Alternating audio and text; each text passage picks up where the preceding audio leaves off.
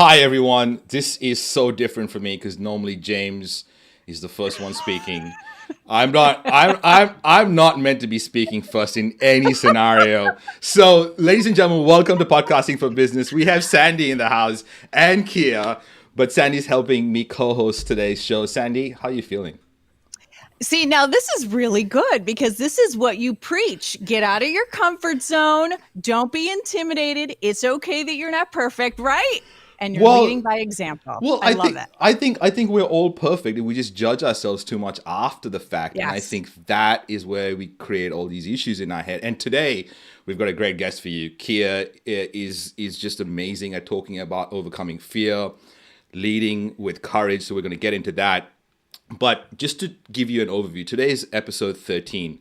James is away, so I decided to play and decided that the best thing to do is bring two amazing women on the show. So we have we have Kea and Sandy here. We'll cover a really big mistake that business owners make, which is having too much housekeeping on their show. We'll talk about that.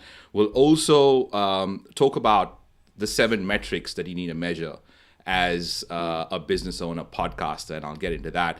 So it's going to be a really, really cool show. But before we get into it, let's bring the legend that is Kea Duggan in the house.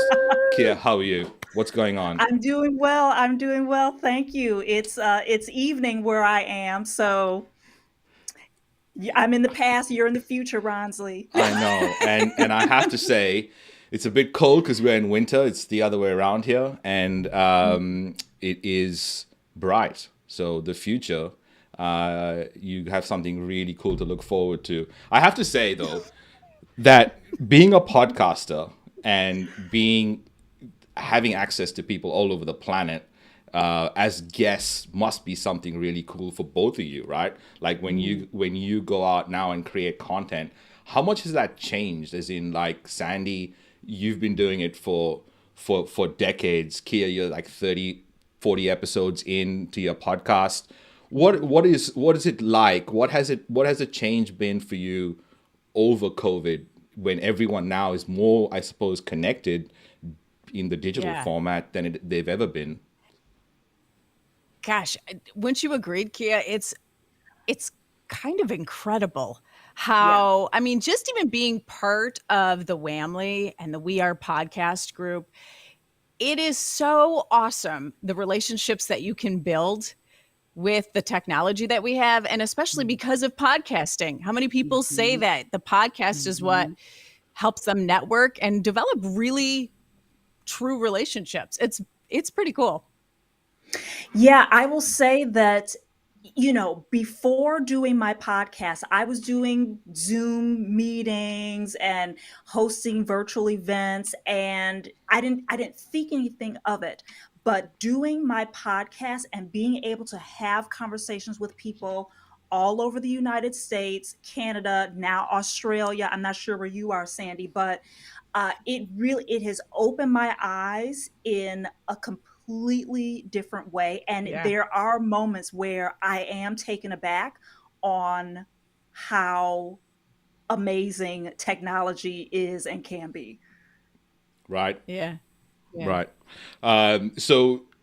Ladies and gentlemen, just for context, Kea has a show called Courage Permission Slip, and I Correct. love the idea of that. Also, a speaker and a coach, and I suppose specializes in normalizing conversations around fear and building. I love this part, building your muscles of courage. So let's start with this, right?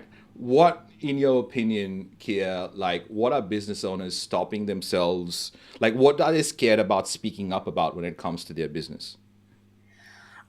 One thing that I hear most commonly is people are just afraid to put themselves out there. And I feel like there's a commercial in the States about the hair club for men where the guy's like, I'm also a client, right? Like I'm not just the owner, but I'm also the client. And that goes for me too. When I had the idea of starting my show, I was so terrified about putting myself out there in that way, right? To have my opinions and my insights kind of free flowing, not in the form of a traditional coaching conversation or running an event. It really was, I'm just going to sit and have conversations with people and expose myself in that way, like share my story in that way. And that was terrifying.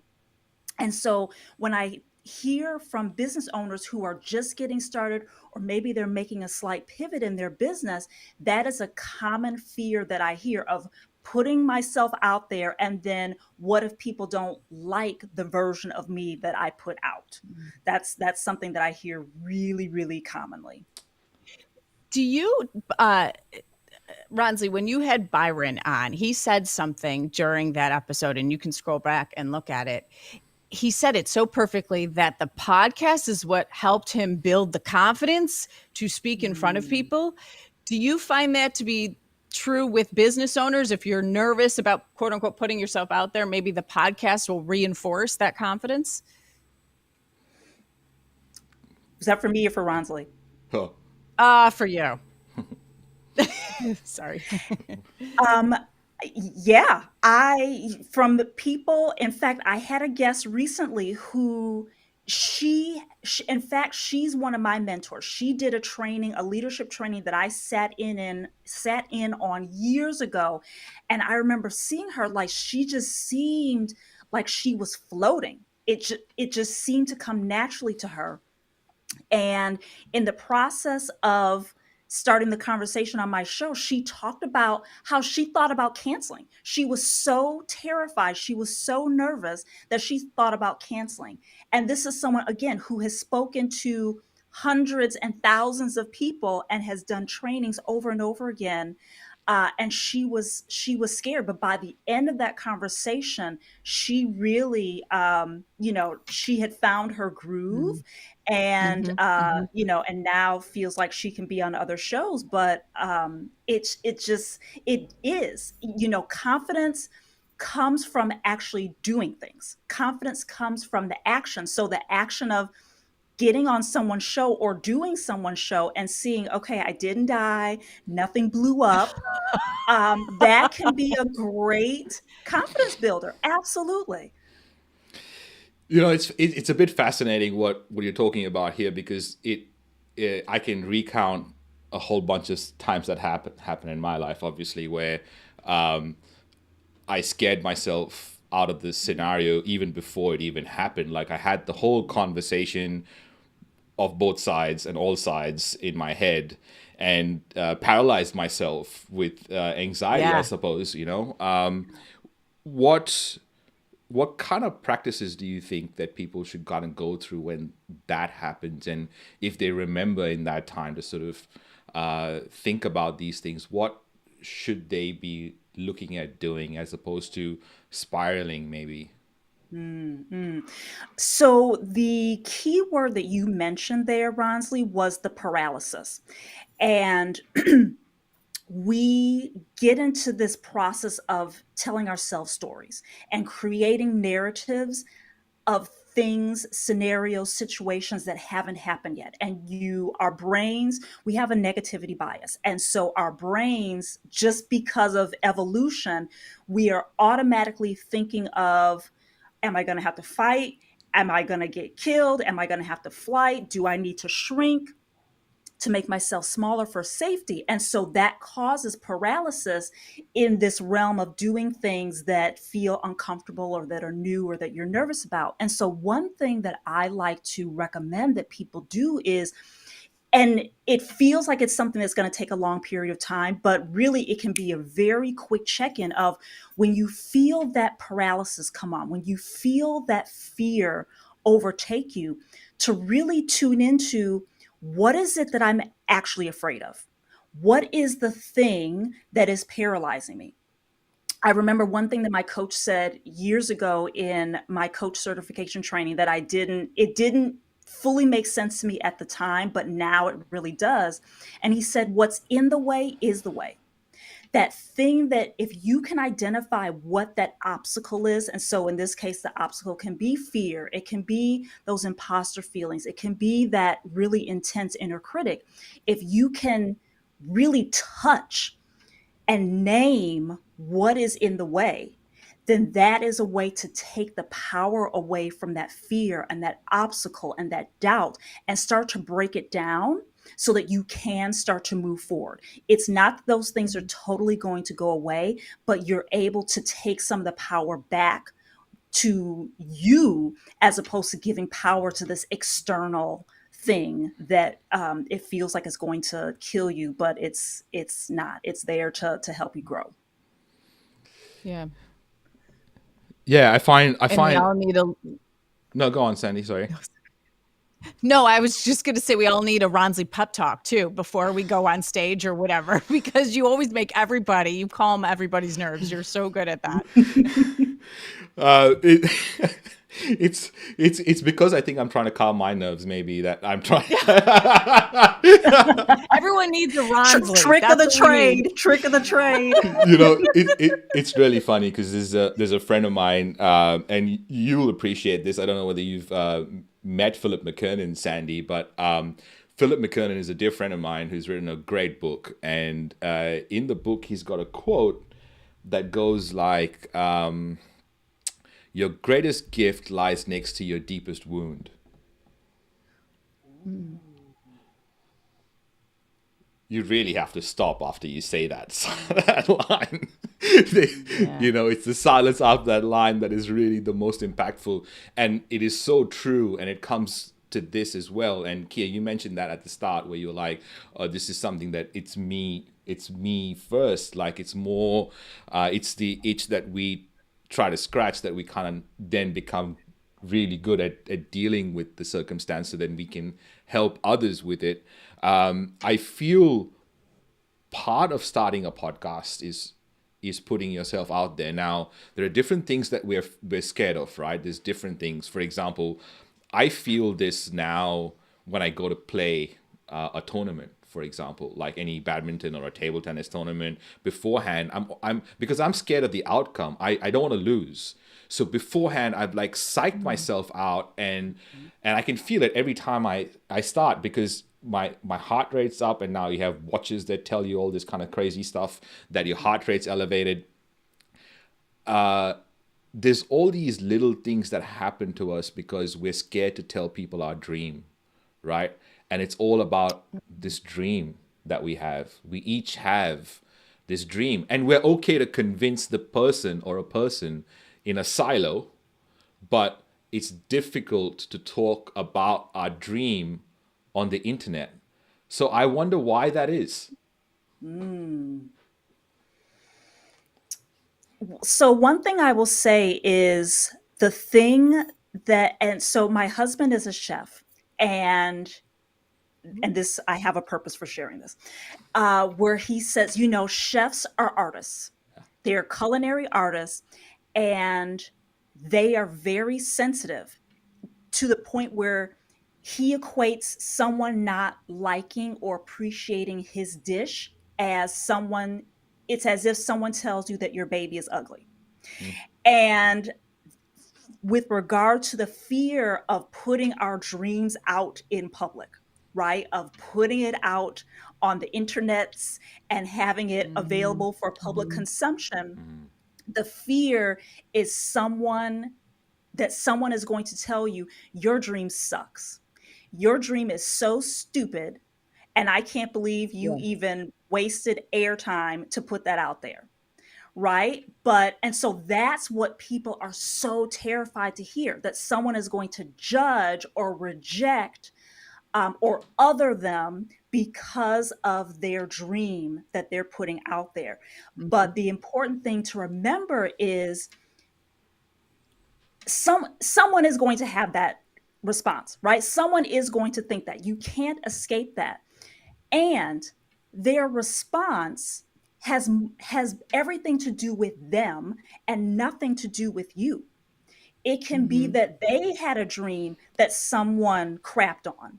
It can be a dream that they had that they were too afraid to put out. And so they see you putting it out there, and that triggers them. They feel resentment towards themselves. So it's so easy to forget. It's so easy to forget because we're so stung and heartbroken because of the judgment. But again, remembering that other people's opinions can't matter more than your opinion of yourself and what it is that you're trying to do and your why. But yeah, that's what I think, is that people are just afraid that someone's going to say your dream is stupid or silly or could never work. Isn't it just? Yeah. And to add to that, I feel like people hold back too in their podcast. Don't you feel like they don't really give their full 100% take on something in fear of that judgment, that, there might be somebody listening that is not going to agree with me. But when you're the host of a show, that's what you want. You want your listeners to think. You're not going to agree with every single person listening, right? So that's kind of exactly the same thing that you said, the reason why they hold back. Yeah. So Yeah. just on that point, Sandy, there, because I mean, you've been doing this for a long time, and there are people that you train when they start off for the first time to kind of go out and give their take on different things, right? And actually say different stuff, like live on the air and in person. So then how do you put that aside? Like, how do you train to become more engaging as a host? Well, it is pretty funny. If I wish, and there was a time where I would screen cap the texts that would come into the station because they were mean texts. Wow. It's like, you have to have thick skin and you can't worry about it. Like, it's almost now, that gives me pleasure. That's terrible to say, but it almost is like, well, I'm evoking an emotion from this person. They're still listening. They're now, because it's all about emotion. If your listener is walking away with an emotion, a feeling of something from your show, whether they're like, oh, I love that person, I agree, or they're like, oh, I'm totally against what she just said, you made them feel something. So, hey, I love it. I welcome it. And I think everybody should, because everybody has their own take. Not one take is better than the other. It's just a different point of view, right? So you're saying I love that perspective. So you're saying that we're almost not doing the thing we're supposed to do, to the point that Kea was making earlier about The Obstacle being the way. And by the way, that's my favorite book of all time. The Obstacle is the Way. I've kind of maybe 19 or 20 times easily read that book. And every time I sort of go through a period, I kind of read that book for some reason to get perspective, which is, I don't know what that says about me looking for obstacles, but I just feel, I feel like that is what stops us from going ahead. The act of not doing anything at all is that just stops us from even experiencing the joy of life, even. Yeah. The joy of possibility. Right. Yeah. I would say that the something that I hear a lot of is the fear of success. What if this works? How will life have to change? How will I have to change?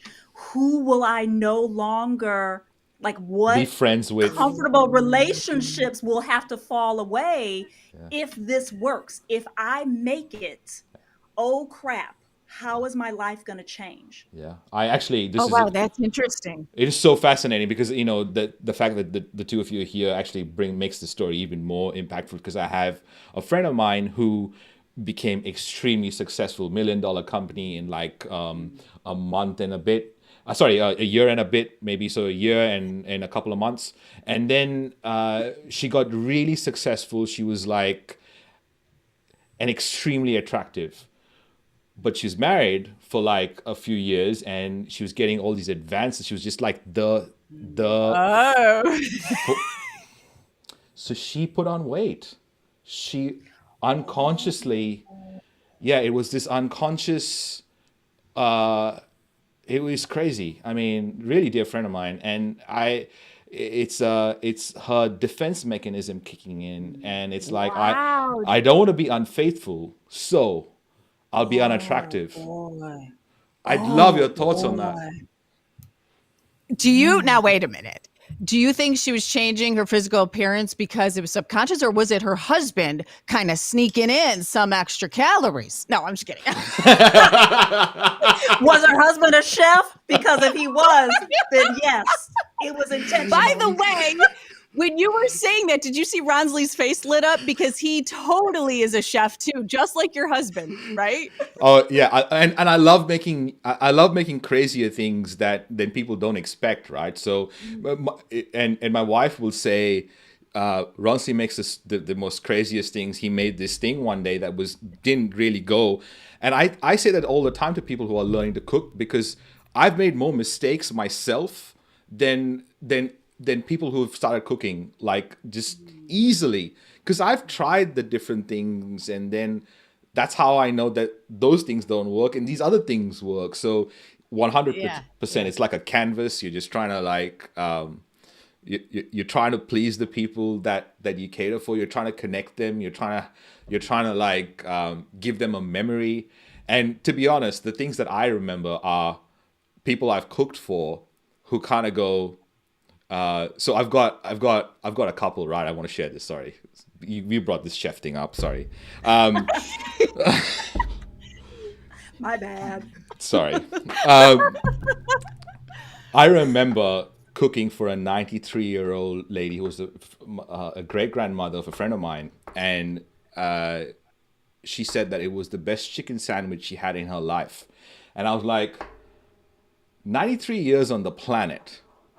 And she was just like, so those kind of things are like, it was just a sandwich. It's a chicken sandwich, for God's sake.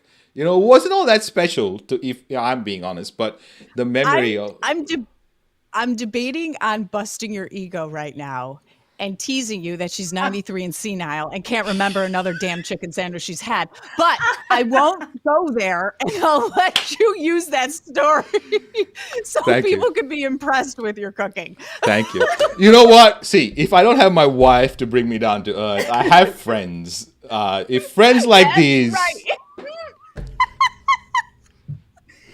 Friends like these. Well, yeah, let's ladies and gentlemen, let's come back to the show, because we can and that's what podcasting is all about. Right. Just being real, right, and having fun. Correct. What okay, so I'm very interested when business owners go into podcasting, and Ronsley, you say this all the time. Some business owners aren't really the artistic side, the creative side, but they know they need to be in the space of podcasting. For you, Kea, how did you get into the world of podcasting, and how has it helped you as a coach? Because a lot of coaches are getting into podcasting. Yeah. So I started my podcast. So for years, I have had a dream, and Ronsley Bree will tell you, I've had this dream of being a highly sought after global speaker. And in order to be a speaker, you have to be putting your insights out there and things of that nature. But I was doing that, giving talks, but I was also coaching, but I was also doing some of this other stuff. And I was worn out. I was feeling bored. And so I was talking to my coach, who was really helping me with kind of shaping my brand and my speaker brand. And I was talking about how just run down I was. And she had been planning this idea of, Kea, you should consider having a podcast. Like, think about having a podcast. And I had the idea years ago, probably like 3 or 4 years ago at this point. But someone had told me, oh, it's not time for you to do that. Don't do that, blah, blah, blah. But the reason why it felt like it made sense at the time, a few times after my coach said something to me, was I just really needed something different to do. I was really missing I loved, but also missed having conversations with people that weren't structured, right? Like in a coaching conversation, the conversation is pretty structured, right? Like I don't go off the trail very much with regard to like me sharing my insights. And I just needed something different to do. But I also wanted to be in conversation with people. I wanted to build skills of being an interviewer and facilitating a one-on-one conversation with a goal at the end of it. And so when I started it, it just really, and I say this, it just was for fun, for funsies. And in the process of doing it, I realized, oh, this is an actual thing. Like, I really enjoy this. This could be something.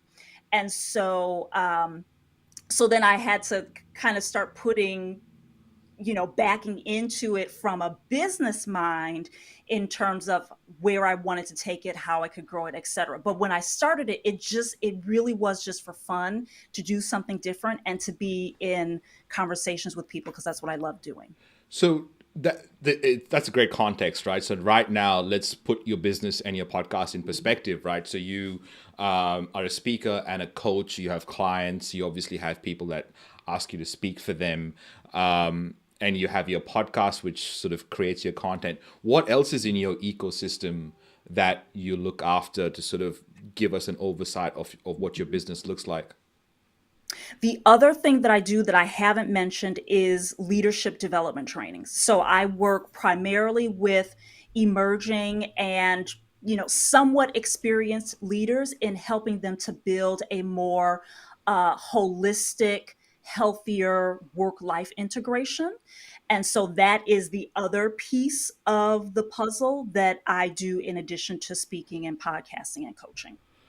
Got it. So, ladies and gentlemen, if you're watching this live or the replay, obviously, please go and check out Courage Permission Slip on any of the podcasting platforms. Primarily because when you think about what Kea sort of deals with, is something that we all deal with irrespective, right? It's like specializing in overcoming fear. And actually, the thing that I love about your mission is the normalizing conversations around fear, right? And just making it normal to sort of have those conversations. Let's just move into the mistake that business owners make, I suppose, one of the mistakes. And I'd love to get Sandy's thoughts on this first, because we were having a conversation before we started as to what this really meant. So let's start with that. The mistake that we're talking about is number 25, having too much housekeeping on your podcast. And we've got a list of 70. So most of them you can read, and it'll sort of you'll avoid them. So if you want a list of those, go to mistakes.wearepodcast.com. The first 10 are the big ones, and we have ways to fix them. But today's is 25, having too much housekeeping on your podcast. And I suppose the question comes up is like, what is too much housekeeping? And I don't know, we were talking before the show, and what would you define housekeeping as, Sandy? And how would you sort of look at that when you're creating a show for engagement? When you gave us the heads up that that's the mistake that we're going to talk about, I was trying to figure out, like, what does he mean by housekeeping? Does it mean all the little to-dos? In my mind, that's how I took it, as like, oh, okay, housekeeping means making sure everything is all buttoned up. And I tend to be like James, who's always prepped and planned and has a system, and my every minute is already planned in my day. So to me, that's what housekeeping is. Every Monday, I do this. The first thing I do is this. The second thing I do is this.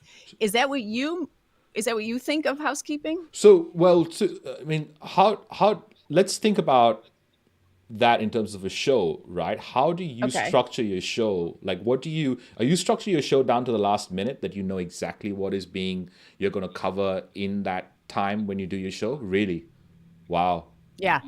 We have a show formula, and you've touched on this before. Every show should have that, because it makes it easier on you. It alleviates all the stress. It alleviates all the guesswork. You have a formula. It's comfortable. It's comfortable for the listener to know exactly what's going to happen first, second, and third. Yeah, everything is already planned out. Not necessarily exactly, like, especially in the world of podcasting, it's a little bit more laid back and you're asking questions. Not every question is planned out. I feel like if you over plan, then you're not listening and really reacting to the guest. But pretty much there's an outline. Yeah. Yeah. And the outline I was talking about is basically making sure that you cover content and you have an intro to Yeah. your show. And even this show, for example, there's the mistake, there's the tactic, there's the guest that has, we're talking about her journey and how she's used podcasting within her business. So there is a structure loosely, but you're saying that your show is planned down to the last minute about everything that's going to happen, which is quite meticulous. Yeah. Yeah. Yeah. See, now I'm really good at the housekeeping of the actual creating a show. All that other stuff that a lot of people excel in that I struggle in is okay, now we got to post on social. Now, how do we engage to get more clients? Got All it. that stuff, Got it. So what right? A lot of, what I'm yeah. talking about when it comes to housekeeping is when you have a podcast and you start your podcast with, all right, by the way, this is who I am. I have this business. It is for these kind of people. If you want a strategy session, go get a strategy session. Download my lead magnet. Get these mistakes. Go do this. Go do that. By the way, review and subscribe. And then there'll be an ad. Or then there'll be, there's all these other things that are part of the show that don't need to be there. So this is housekeeping things. And the flip side to the housekeeping, not having housekeeping, is your listeners have no idea what to do next. They just have no concept of like what you really want them to do if they understand what you're trying to get across as a business owner podcaster, right? As a business owner podcast, Okay. you want them to know what is the next step if they qualify to be a client, or they qualify to be a lead, or they want to be a partner, or they want to be on your show, whatever the case is, right? You want them to raise their hand. So I suppose how much is too much and how much is not enough at all is what I'm trying to ask. I don't know if there's ever really a too much, if it's not wedged, if it doesn't feel like you're forcing it. I don't think it's too much. You can casually mention things. You know what I mean? Like if you make things sound organic and just like it fits, then I think but you're right though. You do have to have a checklist. Like, okay, I need to get a call to action in. Where should I put it in? Mentally already prepare. I'm going to do it here before we invite the guest in, or because if you have that outline, then it makes it easier, right? Correct. Correct. Kea, what do you do on your show? So I have my housekeeping at the end. And when you prompted us to think about this, or that you'd be talking about it, at first I was like, what is housekeeping? But then when I thought more about it, I was like, oh, I bet he's talking about, if you like this episode, subscribe and like and share. So that's what I do. I have an intro, and then I have a very loose structure to the show, so people totally know what to expect. And then at the end, after I've thanked my guest, then I thank the listener or the viewer, because I have a video-based podcast. And then I say, if you found us on YouTube, please make sure you like this episode and subscribe. Yeah. And if you're listening on your favorite podcast platform, please leave a review. And then I just leave with my traditional call to action of make your dreams bigger and more important than your fears. You know what makes a show sound even bigger, and I'm not sure if you do this, Kea, or not, is to add different voices. The more voices you have, it's almost like tapping and poking at the listener, like, hey, because they're not giving you their undivided attention as much as our ego loves to think that. They're not hanging on our every word. They're doing something while they're listening. So you have to almost like wake them up, like, hey, I'm listening, or you're listening. So a different voice to do the housekeeping sometimes is more effective than if you were to just do it. Yeah. And before you get to the intro, give a big 80-20 hook. Before you say anything, a big 80-20 hook of what's to come, and then do housekeeping, intro, interview with a whole bunch of different voices. The more voices, it's like layers of your podcast. See, that's why we don't prepare for Podcasting for Business show. Yeah. Yeah. I'm preparing. All right. James is cringing right now. He is rolling around and having bad dreams if he's sleeping right now. And I'm so happy for that, because I feel like that's my job in life, to give James bad dreams. I feel very privileged to be in that position, I have to say. But we're going to talk about the 7 metrics that I've prepared here. And I'd love to get your comments, ladies, on them, because I think there's lots of metrics to measure, but I think as business owners, there's just like 7 that you got to pay attention to. If you're a business owner podcaster, right? So this is what we do for our clients. We give them the one tool sheet. In that tool sheet, they prepare their strategy. And in the strategy, there are like 7 questions that they have to answer to get the perfect strategy for their podcast. Then they have the publish sheet, which is all about the different parts of their publish journey, which is the prep, the record, the edit, the audio episode, the extract, the publish, and so on. And then we finally have a measurement sheet. So I'm going to talk about these measurements that we ask our clients to really measure on a regular basis so that they are on top of things. The first one is buffer. Like how many episodes are completed and scheduled waiting to be published. So you're not doing anything, right? It's already there. So right now for me, it's 5 for the next 5 weeks. I can do nothing for the next 5 weeks and my podcast will still get published because they're already queued and it's buffered and it's already away. Right? That's the first metric. The second metric is the recordings. How many recordings do you have in the bank that you can then go and, make your podcast? So for me, I got like 19 recordings already ready that they just have to be edited down. They have to be made into a show, removed all the things that doesn't need to be there. And then it's ready to be put into the buffer with all the show notes and the images and so on. So what is your recordings in the bank, right? Those are the first 2. The next one is what is the total number of listens for your podcast, right?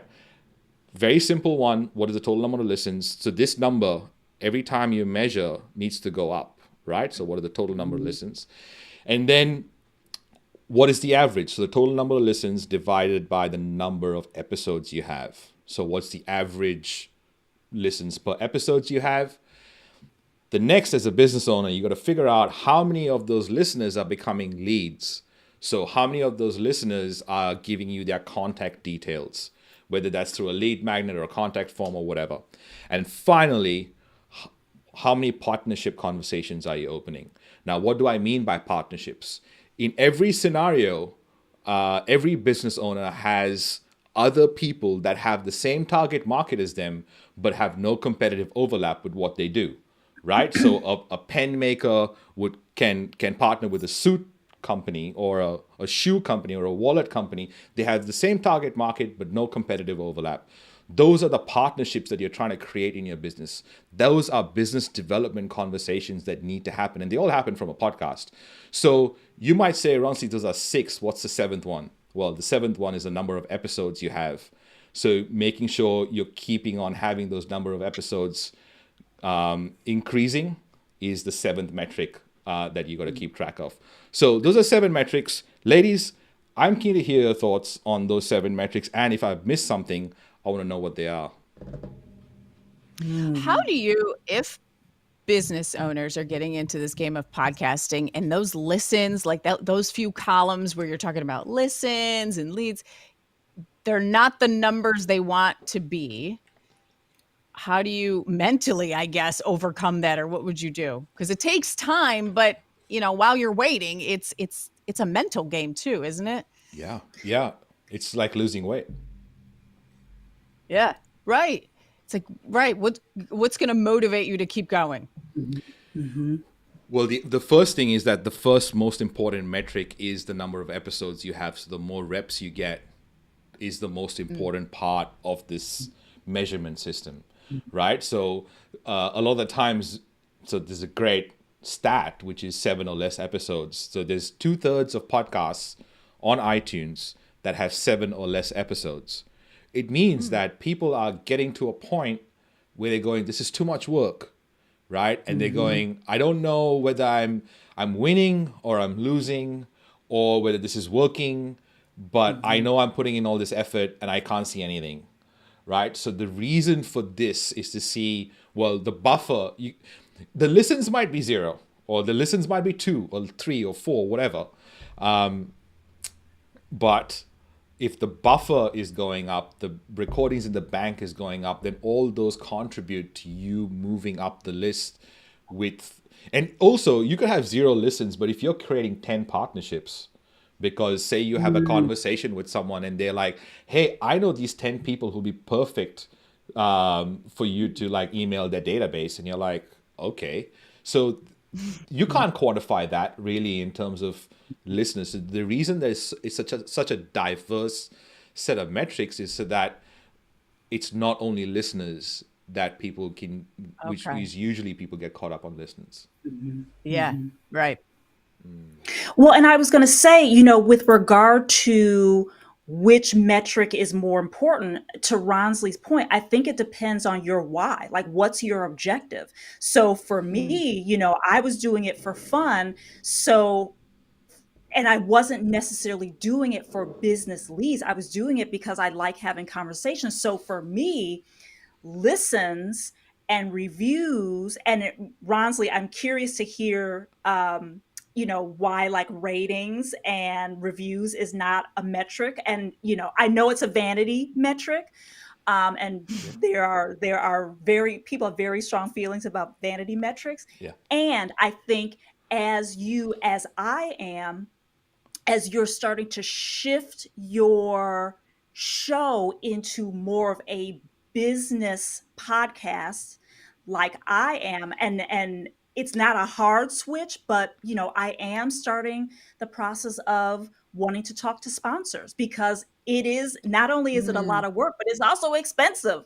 It's expensive to want to do it right. Yeah. And so I am looking at sponsors, and obviously these are numbers that sponsors care about. Many of them, not all of them, but many do. And so for me, listens, downloads, however people describe it. I know downloads is like the typical metric, but for me, that's really like, I'm really paying attention to that, to see what's happening in the first 7 days, what's happening in the first 30, what's happening in the first 90, because I know those metrics matter, but psychologically it matters too, because I want to know that what I'm doing is having an impact on someone. Yeah. So people are that it's helping them in some way, shape, or form.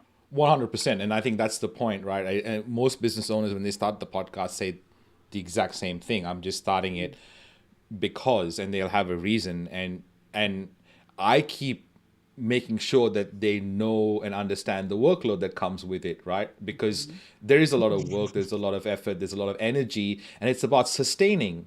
Like because I know people that are just doing the podcast for the sake of doing the podcast because they're stubborn and they don't want to be another stat, and they're so uninterested in the interview, and they show up and they're like, oh yeah, what this, and they have, so it's not, there's no energy, and if you can't find the way to sustain the podcast, both or from a content perspective, from a financial perspective, from an energy perspective, then it's not going to last, right? Any sort of content creation.